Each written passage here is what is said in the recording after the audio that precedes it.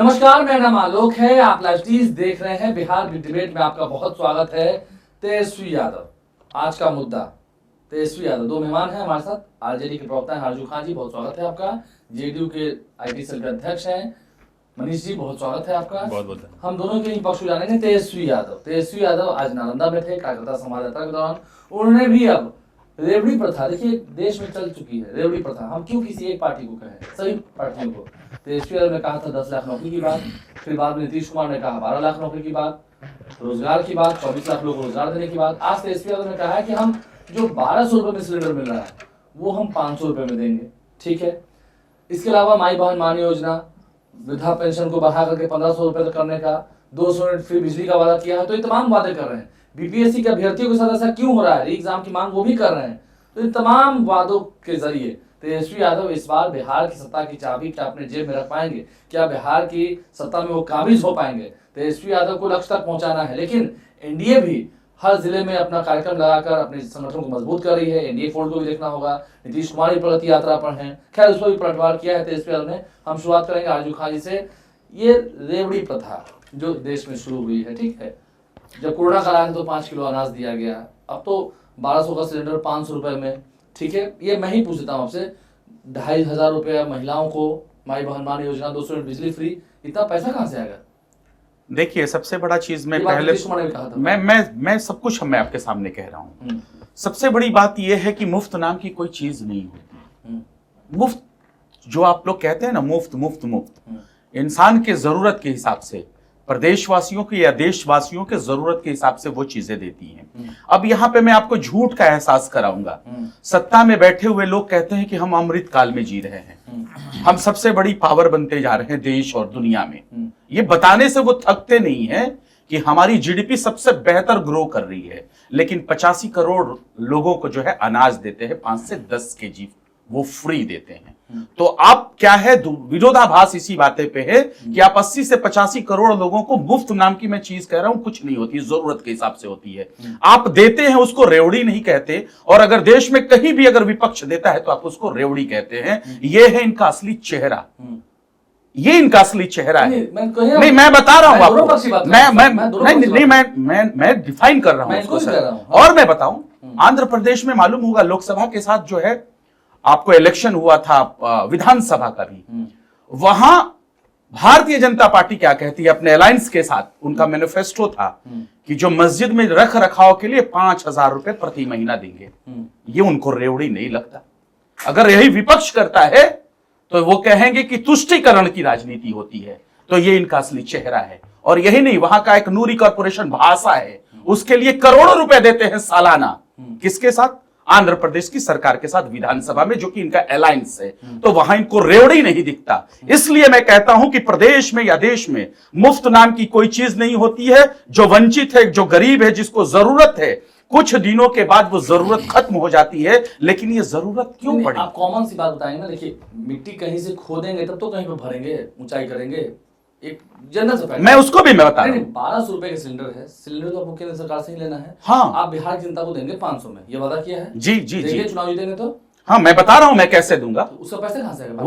वो सब देश की जनता का पैसा है और देश की जनता को डिलीवर्ड हो जाना है। किस तरीके से डिलीवर्ड हो जाना है मैं बताता हूं, मैं वो भी चीजें बताता हूं। अब बताइए, कच्चा बैरल पेट्रोल आप कैसे लेते हैं? आज तक देश में पहले जब आदरणीय मनमोहन जी थे, उस टाइम में क्या थे, कच्चा तेल की कीमत क्या थी? लेकिन उन्होंने अपने देशवासियों को किस रेट में मुहैया कराया? आज बताइए कि पूरे देश में पेट्रोल और डीजल का दाम क्या है? और कच्चा बैरल आज नहीं, 1 नहीं, 2 नहीं, 3 नहीं, 4 नहीं, 5 साल से भी ज्यादा सस्ते हैं। तो आप तो कहीं ना कहीं टैक्स लेते हैं, तो ज्यादा लेते हैं। उत्तर प्रदेश में आप कम लेते हैं, बिहार में ज्यादा लेते हैं। उत्तर प्रदेश में चले जाइए तो 10 से 12 रुपए प्रति लीटर जो है डीजल और पेट्रोल सस्ता मिलता है, और बिहार प्रदेश में आइए तो 10-12 रुपए पेट्रोल डीजल महंगा मिलता है। तो ये कहीं ना कहीं ये चीज है। जो पहले 350-400 का सिलेंडर जो मिलता था, आज आप 1200 रुपए में देते हैं और दम नहीं भरते हैं। लेकिन केंद्र सरकार तो आपसे पैसा लेगी ना एलपीजी का। एकदम ले, लेकिन हम तो कह रहे हैं कि प्रदेश की जरूरत है, क्यों नहीं? अभी दिल्ली में अभी मैं बताऊं, आप इसको भारतीय जनता पार्टी से डिफाइन करवाइए कि अभी वो रेवड़ी कहते थे केजरीवाल जी को, अब वहां उनको क्या क्या योजनाएं लागू करनी पड़ी, अब देंगे कि नहीं, वो रेवड़ी है या नहीं है, और वो पैसा देश का कहां से आता है। देश का पैसा देश के टैक्स पेयर देते हैं और जो आम आदमी है वो भी देता है, चलिए और वहीं से उनके मुहैया कराया जाता है। हम आते हैं मनीष जी पर। मनीष जी 500 रुपये में सिलेंडर भी देंगे, 2500 रुपये महिलाओं को भी देंगे, तो जनता का पैसा तो है ही, इतना पैसा तो आप लोगों के पास, आप लोग भी कुछ मुफ्त कीजिए जी। देखिए बिजली 200 यूनिट फ्री देंगे। बहुत इम्पोर्टेंट विषय पे आपने चर्चा रखा है, और मैं भी अपने पैनलिस्ट से सुन रहा था जो आरजेडी के सम्मानित प्रवक्ता है अंजुम जी, मैं उनसे सुन रहा था। आपने कई बार उनसे इंसिस्ट किया कि वो बताएं कि देंगे कैसे, और वो हर बार इस चीज़ को उदाहरण दिए कि बीजेपी यहाँ दे रही है, यहाँ दे रही है, आंध्र प्रदेश में दे रही है, दिल्ली में दे रही है, उत्तर प्रदेश में दे रही है। बात बीजेपी की नहीं है जहाँ पे वो आंध्र प्रदेश में दे रही है, बात यूपी की नहीं है। आप बिहार में कैसे देंगे, बात ये क्वेश्चन है। और बिहार का राजस्व क्या है? अगर आपको यही सिलेंडर देना था और यही आपको मुफ्त में, जो चीज़ अभी आपको बहुत अच्छी लग रही है, आगे चुनाव है 2025 में, उसको देख के आपको बहुत अच्छा लग रहा है कि मैं ये चीज़ दूंगा, क्योंकि ये चीज़ अब दिखा ऐसा हो गया कि अगर आप फ्री में कुछ चीज़ बांटेंगे तो उसका कुछ ज़्यादा ही इम्पैक्ट पड़ रहा है। जैसे कि अभी अखिलेश यादव जी ने, ये तो अखिलेश यादव जी की तर्ज पे चल रहे हैं ना, तेजस्वी जी तो लोकसभा मैं अपने नेता नीतीश कुमार जी के तर्ज पे चल रहा हूँ, उनके आइडियोलॉजी पे चल रहा हूँ। 20 साल से हमारे नेता ने, आज तक 20 साल से बताइए कि कभी हमारे नेता ने ये घोषणा किया कि मैं आपको फ्री में दूंगा। हमारे नेता ने घोषणा नहीं देंगे, वही मैं कह रहा हूँ, मैं अभी उसी पे आ रहा हूँ। हमारे नेता ये कह रहे हैं कि फ्री की आदत आपको नहीं लगवाएंगे, हम आपको इंडिपेंडेंट बनाएंगे, हम आपको मदद करेंगे, आप उस चीज उस मदद का लेके वो मदद लेके आप इंडिपेंडेंट बनिए। हमारे नेता ये कहते हैं कि मैं आपको, अगर आप बिजनेस करना चाहते तो मैं आपको 10 लाख रुपया देता हूँ। मैं इस पर आपको रोक रहा हूँ, एक बात बताइए। आपके हमारे नेता कहते थे, आपके नेता ने ही कहा था 2000 में, उन्हीं की शब्दों को इस्तेमाल करता 2020 में, बिल्कुल, कि 10 लाख नौकरी देने के बाद जब तेज ने कही थी कि कहाँ से लाएगा इतना पैसा, बाप कहाँ से लाएगा, जेवा में से लाएगा, इस तरह की भाषा को उन्होंने इस्तेमाल किया। ठीक है, फिर चाचा भतीजा दोनों साथ भी आ गए, ये भी मान रहे हैं राजनीति में कुछ भी संभव है। अब कहां से 12 लाख नौकरी दे रहे हैं, जो कह रहे हैं कि 12 लाख नौकरी देंगे, उतना पैसा कहां से आ गया अचानक? 12 लाख देंगे नहीं, हमने 12 लाख दिया है। कहां दिया? 12 लाख बाकी है, लेकिन हम उस प्रोसेस पे ऑलरेडी है जहाँ पे हम 12 लाख देंगे, 10 लाख बिल्कुल देंगे। आप देखिएगा, हम 10 लाख का घोषणा किए थे, 12 लाख हमारे नेता ने अभी बढ़ाया, क्योंकि हमारे नेता ने जब भी, अभी आप प्रगति यात्रा देख रहे हैं आलोक जी, जिस भी जिला में हमारे नेता जा रहे हैं, जो भी योजनाओं को वो देखते हैं, समझते हैं, और जहां लगता है कि ये योजना यहाँ अत्यधिक जरूरी है और होना चाहिए, अगले दिन या 2 दिन, जब भी उनकी प्रगति यात्रा समाप्त होती है, 2 दिन का समय मिलता है, कैबिनेट बैठक होती है और उसमें वो पास होता है।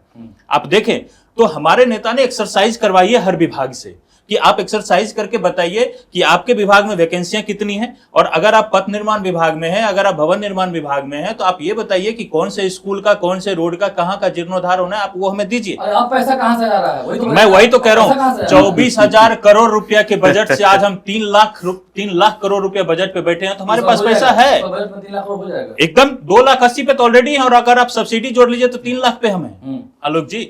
अगर आप जोड़ लीजिए सारा चीज, 2,80,000 तो हमारा बजट है, और उस पे अगर आप सब्सिडी और जो अन्य तरह की खर्चा है उसको जोड़ लेंगे तो हम 3 लाख पे ऑलरेडी हैं। हम 3 लाख के बजट पे हैं, और हमारे नेता ने लाया है यहाँ तक। और बिहार की जनता को जो सुविधाएं जो 24,000 करोड़ रुपए में नहीं मिलती थी, आज वो हम देने के लिए प्रतिबद्ध हैं और हम दे रहे हैं। आप चाहे नौकरी की बात कर ले या इंडिपेंडेंट बना, आप ये कहते हैं कि हम आपको जो है सिलेंडर दे देंगे मुफ्त में। नहीं, मुफ्त नहीं करे, 500 रुपए में 500 रुपए में दे देंगे। आप उस परिवार को इंडिपेंडेंट क्यों नहीं बना रहे? हमारे नेता ने भी तो कहा कि हमारे नेता ने सर्वे कराया, और उस सर्वे के आधार पे हमारे नेता ने कहा कि इतने परिवार हैं जिनको 2 लाख रुपया हम देंगे उनको रीएस्टेब्लिशमेंट के लिए। आलोक जी, रीएस्टेब्लिशमेंट के लिए हमने ये नहीं कहा कि 2 लाख रुपया हम आपको फ्री में दे रहे हैं।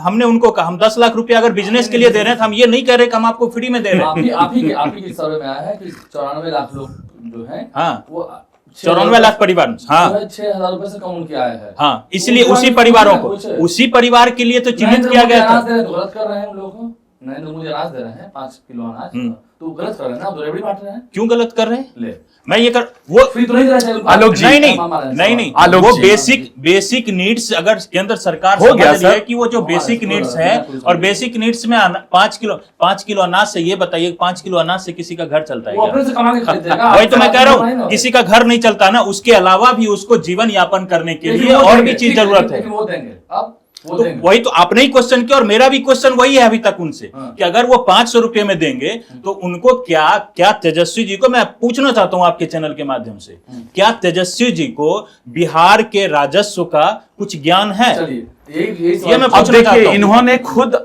आपका जो सवाल था मुझसे, उसका इन्होंने काउंटर जवाब खुद दे दिया। ये 2 लाख देंगे, फल इतने लोगों को इतना देंगे, और फिर ये भी कह रहे हैं कि वो क्या है, 2 लाख देंगे फ्री में। सुन लीजिए, अब मेरी बारी है, अब मेरी बारी है साहब, अब मेरी बारी है। अंजुम जी, मैं सिर्फ आपको क्लियर कर रहा था कि मैंने ये नहीं बोला कि 2 लाख देंगे फ्री में देंगे, हमने ये बोला कि 2 लाख। अरे तो कहाँ कोई फ्री में दे रहा है? ये क्या है? कहाँ कोई फ्री में दे रहा है? आप continue आप करें। विचारधारा की सबसे पहले मैं 1200 का सिलेंडर 500 मैं सब कुछ दूंगा, मैं दूंगा ना। पहले कैसे 350 400 पहले कैसे 350 400 में पूरे देश में लोगों को सिलेंडर मिल जाता था? और ये बताइए, एक एक चीज पे मैं बिंदुवार आता हूं। जल्दी आइए। इन्होंने कहा विचारधारा की बात। अरे पूरा देश जानता है कि नीतीश कुमार की कोई विचारधारा नहीं है, उनकी एक विचारधारा है कुर्सी, चाहे इधर चले पलट के आ जाए, चाहे उधर पलट के आ जाए। इसलिए अरे हमारी विचारधारा तो समाजवादी है, उनकी तो आरएसएस वाली विचारधारा हो गई। आप क्यों गए उनके अब अगर इंटरप्ट करिएगा तो हम क्या सवाल का जवाब ठीक देंगे? है, आप अपने वक्त में बोल लीजिएगा, हम एकदम खामोश रहेंगे। ठीक। अब इन्होंने कहा कि इंडिपेंडेंट बनाएंगे, किसको? बिहार प्रदेश वासियों को। सब यही कहता है, ये जुमले गढ़े जाते हैं। देश में भी यही कहा जाता है कि क्या कहा जाता है? आत्मनिर्भर भारत, आत्मनिर्भर भारत। और देश से कितने लाख बच्चे आ गए, आत्मनिर्भर भारत बना रहे थे, हाथों में जंजीर और पैरों में बेड़ियां बांध के आ गए। आप कहते हैं इंडिपेंडेंट बनाएंगे, प्रदेश से पलायन नहीं रुकता है।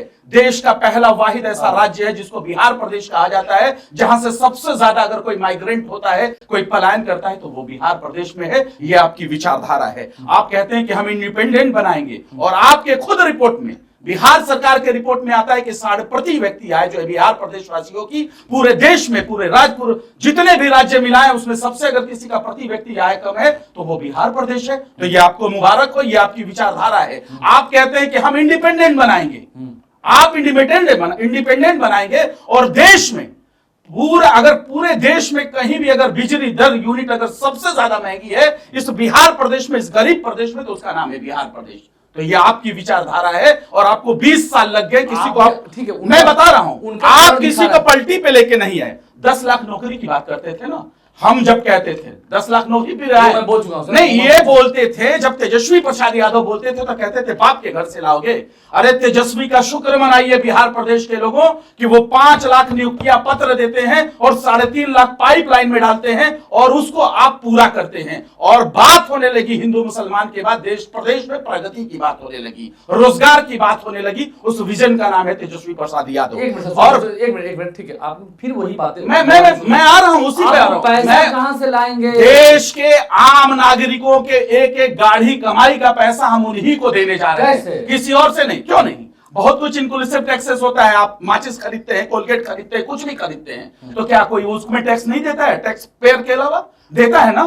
तो प्रदेश का पैसा प्रदेश के लोगों को मिलता है। आपको झलन किस बात की? आप अपने घर से थोड़ी दे रहे हैं। और पहले जो स्कीमें थी, पहले सिर्फ जो बजट आता था वो देश का बजट होता था। अभी तो तमाम ऐसे कॉर्पोरेट बैंक है जो बाहर से भी आपको एक मिनट इसलिए नहीं। और एक चीज ऐड कर लूं आलोक जी, एक चीज ऐड कर लूं, और आप इंडिपेंडेंट बना रहे थे ना, कोरोना आया था, सबको पता है देश में।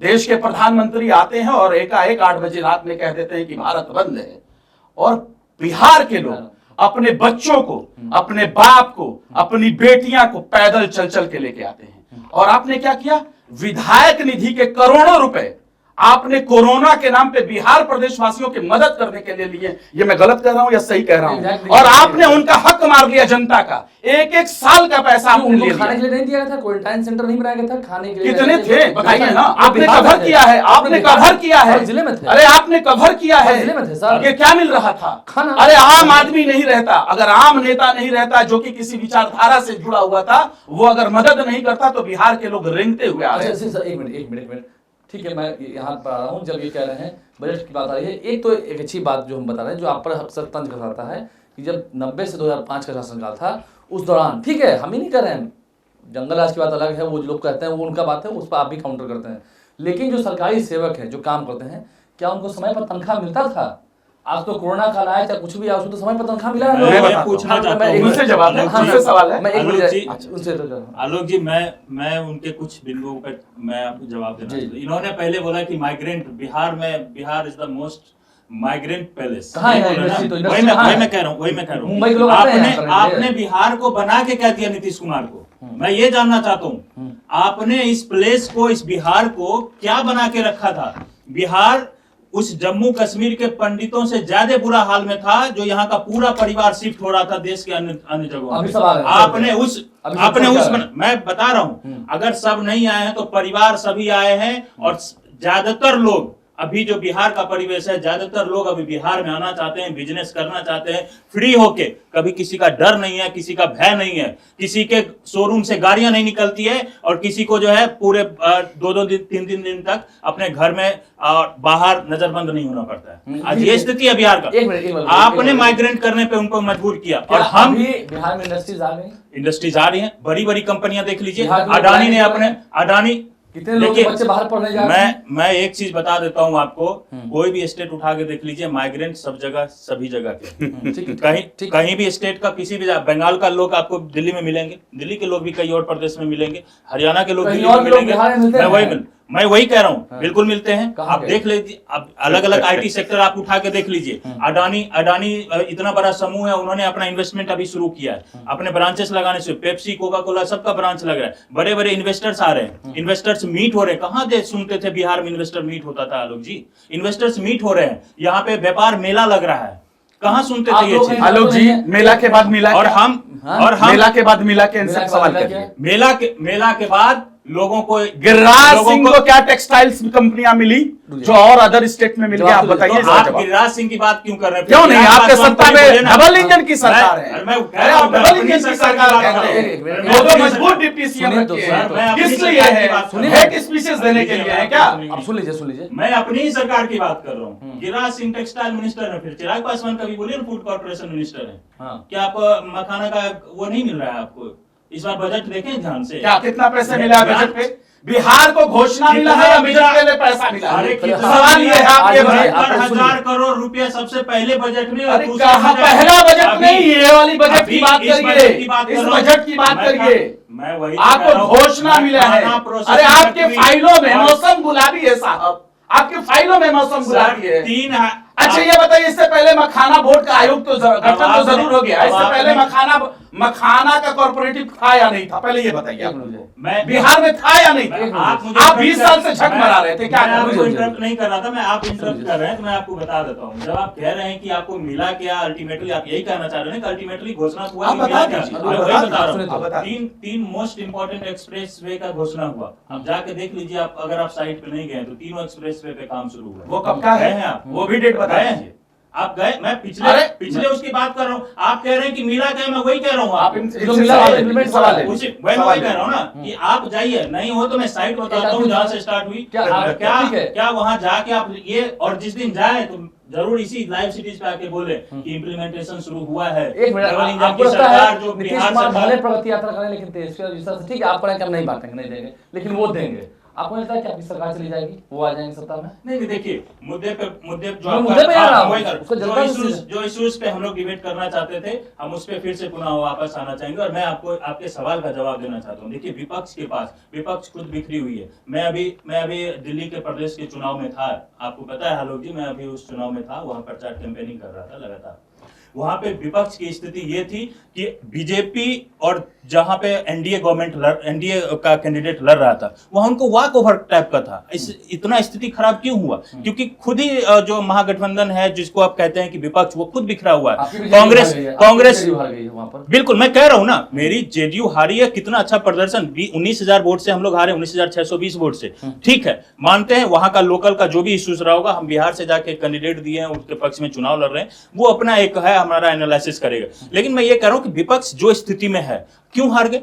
बताइए वहां का जो मंगत त्यागी है, जो कांग्रेस के विधायक थे, उन्होंने 22,000 वोट काटे। नहीं, ये बात तो सही है सर। अभी 4 सीटों पर जो उपचुनाव हुए थे बिहार में, उसमें आपकी भी हार हुई, तो क्यों ना उनका मनोबल बढ़ा रहे, क्योंकि उनके संगठन के लोग तो एक चीज मैं बोल के खत्म करना चाहूंगा, फिर अगर आप मेरे पास आएंगे तो मैं जवाब दूंगा। मैं अपनी बात खत्म कर लेता हूँ इशू पे आके। देखिए, मेन यहाँ जो अपोजिशन है, तेजस्वी जी के नेतृत्व में जो भी अपोजिशन सभी काम कर, मुझे तो नहीं लग रहा है कि उसमें मैं वही कह रहा हूँ, कांग्रेस उनके साथ में है, लेफ्ट उनके हाँ में हाँ मिला रही है, नहीं मिला रही है, वीआईपी का क्या सुर है वो भी मैं बता नहीं सकता हूँ अभी। लेकिन तेजस्वी जी पे आता हूँ तो मैं ये कह रहा हूँ कि जो अपोजिशन के पास कोई मुद्दा बचा नहीं है, नीतीश कुमार के अगेंस्ट भी, एनडीए के अगेंस्ट में, क्योंकि यहाँ पे विकास हो रही है, विकास की बातें अगर हो रही है तो उसका इंप्लीमेंटेशन हो रहा है, बिहार वासियों को उसका डबल इंजन सरकार का फायदा मिल रहा है। तो अब उनके पास ना विकास का मुद्दा बचा, ना क्राइम का मुद्दा बचा, ना यहाँ पे ना अभी तेजस्वी जी क्राइम रिपोर्ट जारी करते थे, क्या हो गया क्राइम रिपोर्ट का?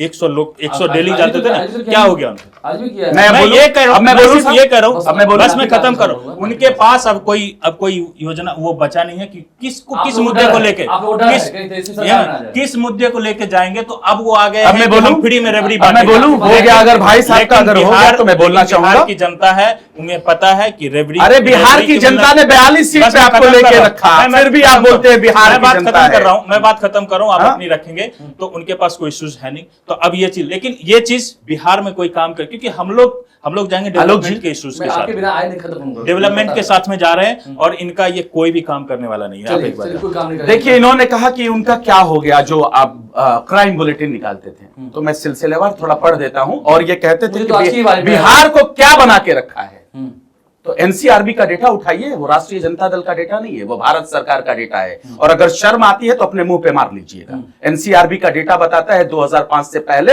और 2005 से लेकर 2023 साल का। सुन लीजिए, आप क्या बोलेंगे? मैं बोलता हूं कि तेजस्वी यादव ने आज क्राइम बुलेटिन जारी किया था, मैंने देखा है। किया था, इनको बता दीजिए, इनको नहीं पता है ना, सो के उठे हैं। अब ये बताइए, मैं बताता हूँ क्राइम बुलेटिन में जो जारी करने से नहीं होता सर। एक बात बताओ, ऑपोजिशन के नाते आपका क्या अधिकार बनता है? आप सिर्फ जारी करेंगे क्या? आप फेसबुक पे आएंगे क्या? आप सोशल मीडिया पे सिर्फ जारी करेंगे क्या? आप ओपोजिशन है, बहुत अरे तो कहिए सरकार निकलनी है, नाकारा है, डबल इंजन की सरकार निकलनी है, आप कहिए ना साहब। अरे साहब आप कहिए ना। आपका नेता सदन में नहीं रहता है, जब इश्यूज उठाने होते हैं तो सदन में नहीं रहता। भागिए मत, मुद्दे से मत भागिए। आपको मिलना, अरे मुद्दे से मत भागिए। प्रगति यात्री सोशल मीडिया सुनिए, प्रगति यात्रा पे प्रदेश के मुख्यमंत्री हैं, प्रदेश की आम आवाम से क्यों नहीं मिलते? सवाल करिए, सवाल करिए, इनका जवाब है क्या? उनकी दिमागी हालत खराब है इसलिए नहीं मिल रहे हैं क्या? बात नहीं कर रहा है, एक मिनट मैं एक बात कर रहा हूँ। बताइए आप इसको, आप विपक्ष की बात करते हैं। अरे आप विपक्ष की बात करते हैं, इतना पैसा खर्च हो रहा है, प्रदेश के लोग नहीं मिल पा रहे हैं मुख्यमंत्री से अपने, और आपको विपक्ष के लिए। अरे कौन, अरे निकम्मे है तो बताइए, गद्दी छोड़िए, गद्दी छोड़िए साहब। और आप सुन लीजिए, आलोक जी सुन लीजिए, सबसे बड़ी चीज कैमूर में कांग्रेस सांसद पे हमला हुआ, ये मेरा क्राइम बुलेटिन बताता है। इनके क्या क्राइम बुलेटिन? अरे सुनिए, आपका इम्पैक्ट कह दीजिए झूठ है, मनोज कुमार झूठ है, सांसद के ऊपर हमला हुआ झूठ है, पुलिस को मुजफ्फरपुर में पुलिस के टीम पर हमला हुआ कह दीजिए झूठ है, वैशाली में पुलिस के टीम पर हमला हुआ कह दीजिए झूठ है, बेगूसराय में पुलिस के टीम पर हमला हुआ कह दीजिए झूठ है, खगड़िया में पुलिस के टीम पर फायरिंग हुई है और कल हुई है कह दीजिए झूठ है। आप ये बताइए, आप ये सब रेवड़ी बांट के एकदम अंतिम सवाल में, आपको लगता है कि सरकार में काफी, मैं आपके एक एक सवाल का जवाब नहीं, राष्ट्रीय जनता दल का प्रवक्ता अपने सवाल से आपके लिए भागता है। नहीं, पहले इन्होंने कहा कि बिहार को भी गलत हो जाए। सुन लीजिए, भाषा गलत नहीं है, भाषा गलत नहीं है। सीएम आपके लिए ऑनरेबल है, हमारे लिए भी, पूरे सबके लिए ऑनरेबल है। प्रयोग ये डिप्टी सीएम को अपने समझा दीजिए। अरे आप अपने डिप्टी सीएम को समझा दीजिए, दोनों डिप्टी सीएम को। हम अपने पार्टी का तो कह दीजिए कि अलायंस में गड़बड़ है। आप हमारे मुंह से आप कह दीजिए अलायंस हमारे मुंह से। अरे कहिए अलायंस की कंपनी है साहब। अरे थोड़ा डिप्टी सीएम का भी ख्याल रखें ना, उनकी भाषा को भी सुधार लीजिए ना। आप बताइए क्या आपको लगता है? इतना उम्मीद तो होगा क्योंकि राष्ट्रीय अध्यक्ष आप भारतीय जनता पार्टी के पोषक हैं, आप आरएसएस की विचारधारा वाले हैं, आप क्या हमारा करिएगा? आप दोनों को बहुत शुक्रिया, चलिए। समय खत्म हो चला है, आप दोनों को बहुत शुक्रिया। लेकिन ये अभी बातें- तक अभी मेरा बहुत सवाल रह गए थे। इनके पास मेरे ये आलोक जी सवाल बहुत सवाल पैसा रह आएगा गए कहाँ चलिए, से? बहुत- इस निकम्मी सरकार के लिए तमाम सवाल थे जो कि चलिए, डिबेट खत्म हो गया। बहुत शुक्रिया, आप दोनों को पैसा आएगा मानवता- कहाँ से? अभी तक आपके सब पास जवाब नहीं आया। आपके क्या पास- चलेगा? अरे वहीं से आपके आएगा पास जहां से बता- 10 लाख नौकरी दिलवा दी चलिए, बहुत शुक्रिया सर, आप जहां से दोनों का। 10 लाख नीतीश कुमार से नौकरी दिलवा दी है, तेजस्वी वहीं से यादव आएगा। तेजस्वी यादव जो कहते हैं वो फ्री करते डिलीवरी, हैं, नौकरी की बात, मुबारक। फ्री डिलीवरी की बात। देखना होगा जनता क्या सच में इन वादों के साथ, क्योंकि हेमंत सोरेन का भी मॉडल वही था, वहां भी महागठबंधन सरकार बन गई थी, क्या यहाँ भी तेजस्वी सरकार तेजस्वी जितना कुछ देने की बात कर रहे हैं, क्या इन वादों के साथ वो सरकार बना लेंगे? हमारे चैनल को सब्सक्राइब कर लें। दोनों मेहमानों को बहुत शुक्रिया। बहुत बहुत धन्यवाद। इस वीडियो को आप फेसबुक पर देख रहे हैं तो पेज को लाइक करना भूलें, एक सैंडल पर भी लाइव स्ट्रीम फॉलो करें। धन्यवाद।